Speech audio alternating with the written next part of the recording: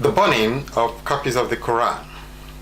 Pastor Terry Jones's proposed burning of copies of the Quran will not have been in line with Jesus' teachings. Jesus taught us to forgive those who offend us. This teaching could be found in the Sermon on the Mount, and the words Jesus spoke during this sermon were with legal formulation, which showed his authority as a lawgiver, the like of which can only be found in Exodus 20:1-17 and Deuteronomy 5:6-21. Moses had earlier on instructed an eye for an eye and a tooth for a tooth, but Jesus reversed this to say that you must forgive those who offend you. For if we do not forgive our fellow human beings, our Father in heaven will not forgive us our sins. Jesus went on further to say that if you are bringing your gift to the altar and remember that your brother had something against you, leave your gifts where you are. Go and make peace with your brother first before going to offer your sacrifice to God. This says a lot about the God we serve, a loving God who will not accept sacrifice or offering from anyone that hurts his neighbor. In my latest book titled The Errors of Pope John Paul II, I pointed out that Pope John Paul II, in visiting the prison to reiterate his forgiveness to the man who tried to assassinate him, demonstrated the fact that there is always a possibility of forgiveness of one another, and that matters could be resolved peacefully.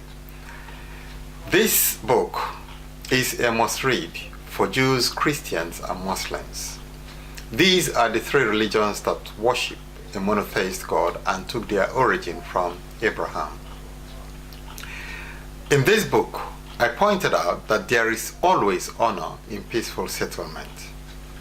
The proposed building of a mosque near to the site of terrorist attack of September 11, 2001, in spite of protest from the public and the grieving families of those who lost loved ones during the terrorist attack, will not be following the doctrines of the Islamic faith. We are told that Islam teaches submission to the will of God. If that be the case, God commands us to love one another. Being insensitive to others in this regard, therefore, does not show love, and whoever does not love his neighbor cannot be said to love God, whom the person does not and cannot see.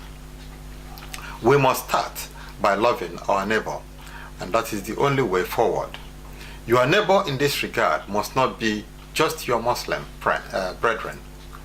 As a man of God who relies chiefly on the keeping of God's commandment, I am of the opinion that, as indicated by Imam Mohammed Musri, that the proposed building of the mosque will now be relocated. This is a move in the right direction. Conflicts are of the devil and not of God. I urge all sides to log on to www.imagesin.info and get a copy of the book, The Errors of Pope John Paul II. You can also log on to www.imagesinfos.com and get the first chapter of the ebook version free. This book teaches that the greatest man never gets too big to cry. Thank you. I wish you all a nice day. Bye.